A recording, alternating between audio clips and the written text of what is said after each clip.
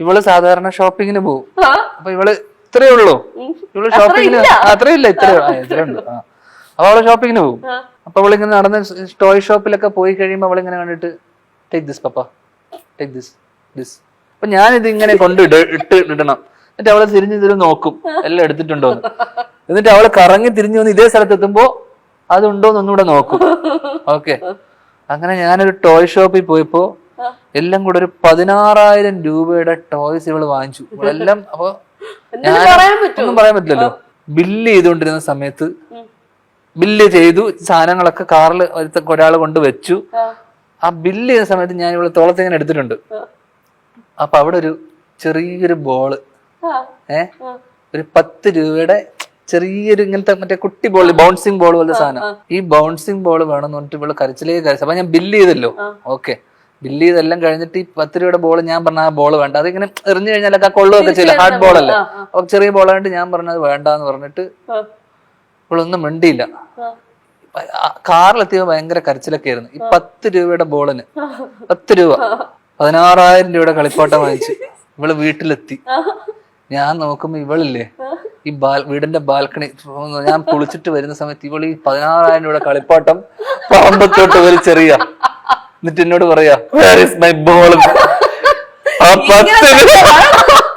അപ്പൊ ആദ്യമേ അപ്പൊ സംഭവം എന്താ, ആദ്യമേ ആ 10 രൂപയുടെ ബോൾ വാങ്ങിച്ചു കൊടുത്തിരുന്നെങ്കിൽ എനിക്ക് 16,000 രൂപ ലാഭിക്കായിരുന്നു. ഇത് ദൈവം. പക്ഷെ ആ 16,000 രൂപ ഞാൻ കറങ്ങി തിരിച്ച്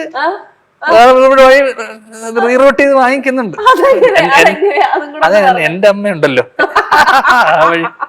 ഞാൻ പണ്ട് അമ്മ പുറത്തിറങ്ങുന്ന സമയത്ത് ഇത് ഞാൻ കാര്യമായിട്ട് ചെയ്തതാണേ.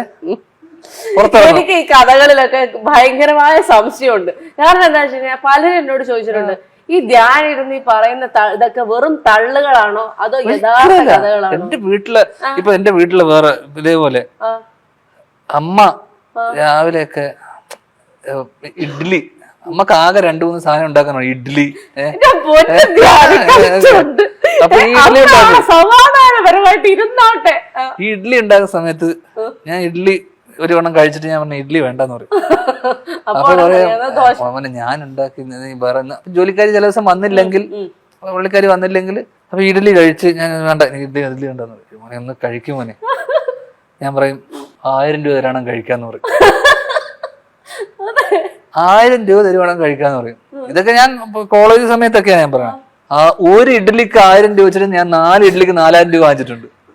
പൊന്ന് ധ്യാന, എന്റെ അമ്മയൊക്കെ ആണെങ്കിൽ നീ കഴിക്കണ്ട, 4 ദിവസം വേണം കഴിക്കണ്ടെന്ന് പറഞ്ഞു കളയും. കാരണം ആ ഇഡ്ഡലി ഞാൻ കഴിച്ചില്ലെങ്കിൽ പിന്നെ ആരും കഴിക്കൂല. ആ ഇഡ്ഡലി പോലും കഴിക്കാൻ പറ്റാത്ത സാധനമാണ് ഇതൊക്കെ. ആ 4 ഇഡ്ഡലിക്ക് 4,000 രൂപ ഞാൻ വാങ്ങിച്ചിട്ടുണ്ട്.